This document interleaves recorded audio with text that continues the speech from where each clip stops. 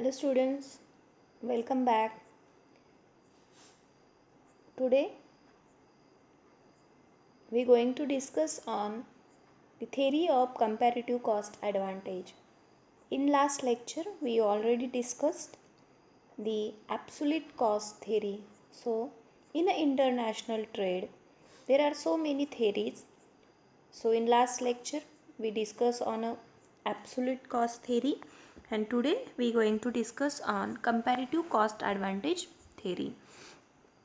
So, comparative cost advantage theory, into that the comparative advantage is a term associated with 19th century English economist, that is David Ricardo. So theory of comparative cost advantage is given by David Ricardo in a 19th century. So this theory is given by whom? It given by David Ricardo in a 19th century. So Ricardo considered what goods and services countries should produce and suggested that they should specialize by allocating their scarce resources to produce goods and services for which they have a comparative cost advantage. So Ricardo considered that he told that the country should be specialized in particular production of a particular goods and services. So he told that country should identify what is their specialization in which thing, or by producing which thing they will get a maximum profit, or what we say, that is comparative cost advantage. Comparative cost advantage means the country has to such select or specialize in such a product or services in which they have a minimum cost, or they required a comparative cost, less cost as compared to another country. If they having a comparative cost, less comparative cost, then it obviously there will be the higher profit. So country should be specialized by allocating their scarce resources to produce goods and services for in which in such a things, or in production of such a things in which they will get comparative cost advantage.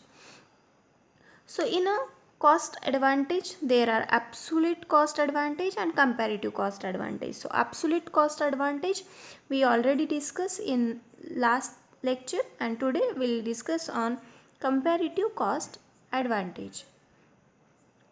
So the theory of comparative advantage state that if countries specialize in producing goods where they have a lower opportunity cost, then there will be an increase in economic welfare. So as per Ricardo, he suggested that countries should be specialized in a goods where they have a lower opportunity cost. So they have to select such a product in which they have a lower opportunity cost. Then if they specialize into such a product where opportunity cost is lower, then there will be the increase in economic welfare of that country. So that is a comparative advantage. So comparative advantage means the country in a such theory it explain that the it pays country to specialize in the production of those goods in which they possess greater comparative advantage or the least comparative disadvantage. So what is the two major factors? The first one is greater advantage.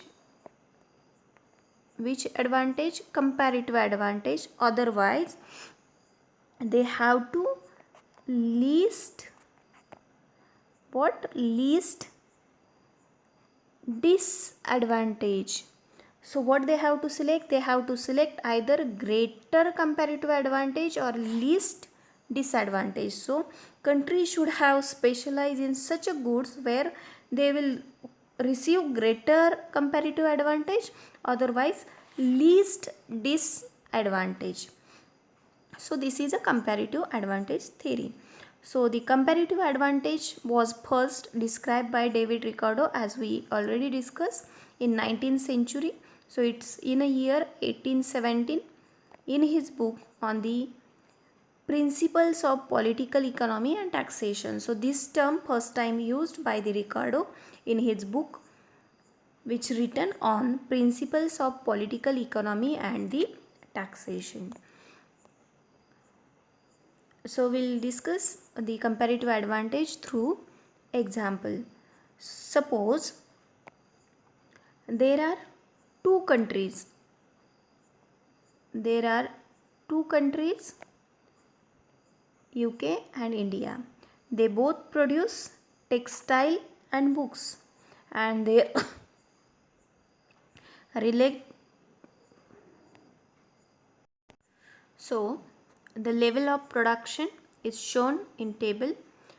Suppose UK can produce 1 unit of textile by 1 labor hour, and India required 1 unit of textile 2 labor hour.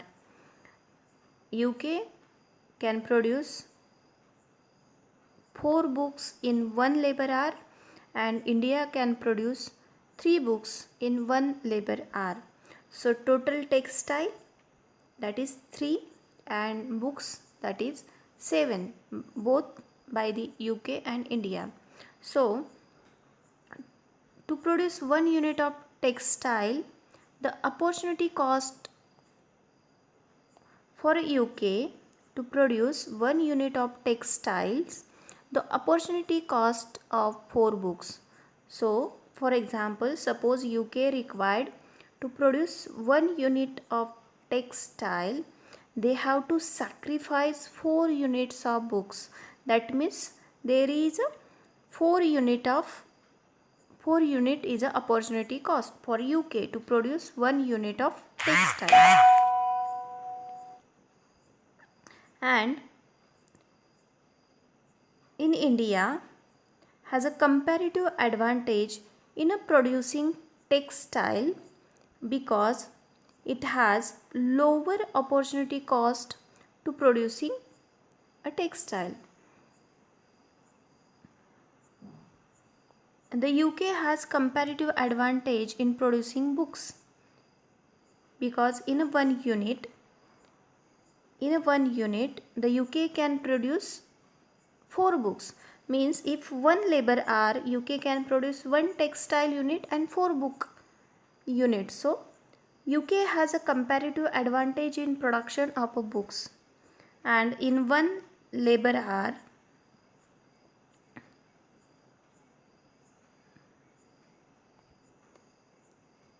so UK has comparative advantage in producing books. This is because it has lower opportunity cost of 0.25, means 1:4. So it's a 0.25.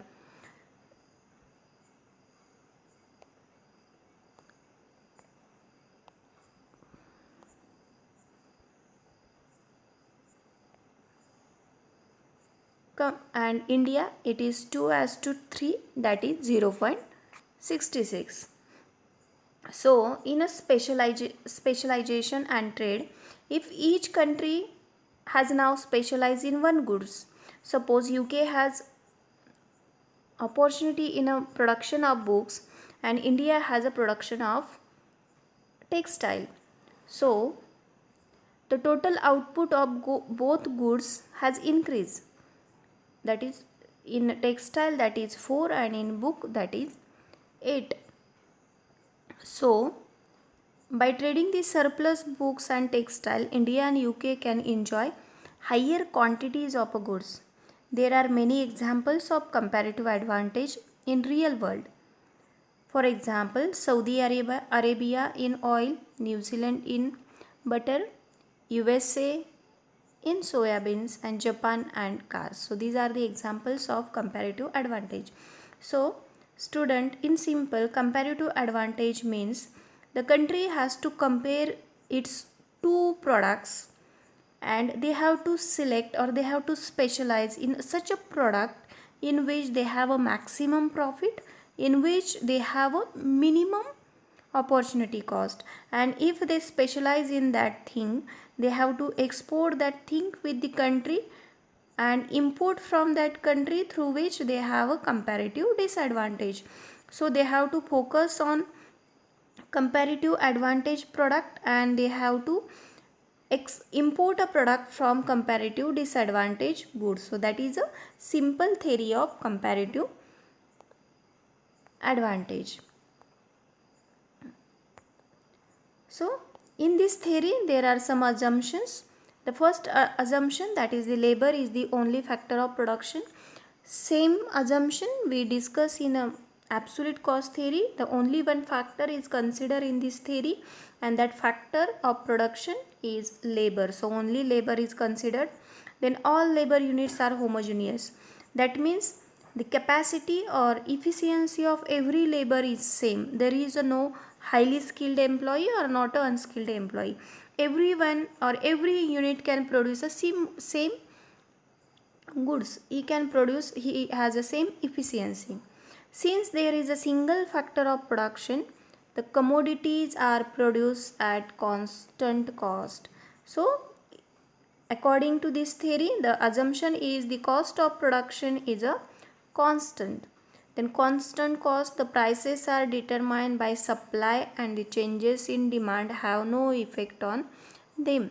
So this means that the demand have no effect on them. So demand will not affect on a prices of a commodity. Then factors of productions are perfectly mobile within a country. So whatever the factors required for producing that product or specialize into that products are perfectly mobile, and it is completely immobile among countries. So factors only move within a country and there is completely immobile among different countries. And the next assumption, that is there is a free trade. So there is no any production, there is no any restrictions on import and export of goods. So there is a free trade exist between two countries. So in this theory did not consider any transportation cost. So there is no effect, there is no consideration of transportation cost in this theory. Then there is a perfect competition in both the commodity and factor market. So there is a perfect competition in those both commodities. The next assumption, the theory is based on two countries.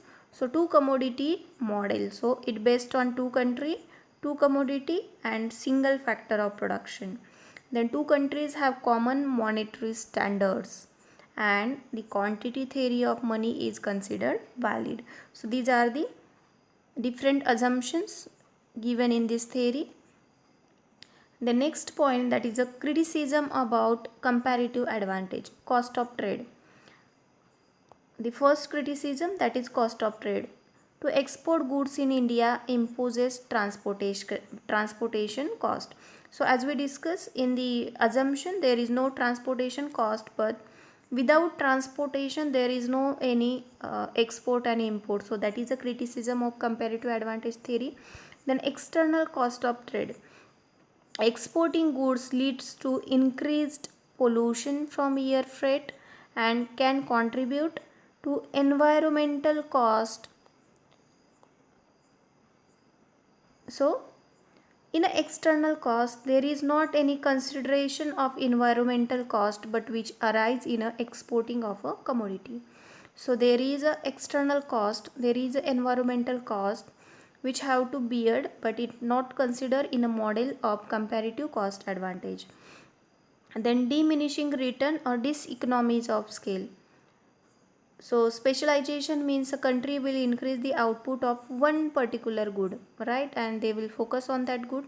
But however, for some industries, increasing output may lead to diminishing return. So diminishing, you may know that diminishing. So at some point of time, there is a decrease in a production or decrease in a productivity, so it goes to diminishing. Then static comparative advantage. So a developing economy in sub-Saharan Africa may have a comparative advantage in producing primary products, but these products have a low income elasticity of demand, and it can hold back an economy from diversifying into more profitable industries such as manufacturing. So static comparative advantage, for example, some countries, if they specialize in some products, it may be metal and agriculture, but there is a less profit in such a product, so there is a no growth of that country. Then trade, not a Pareto improvement. Trade can lead to an increase in net economic welfare. However, it doesn't mean that everyone will become better off. Some workers in uncompetitive industries may lose out and struggle to gain employment in new industries. So suppose countries specialize in some sector or in some special industry or special products, so which product we decided to import in that industry, employee may struggle for a new employment. So students, in today's session we discuss on a comparative cost theory. So if you have any questions, you can contact on me on our group. Thank you.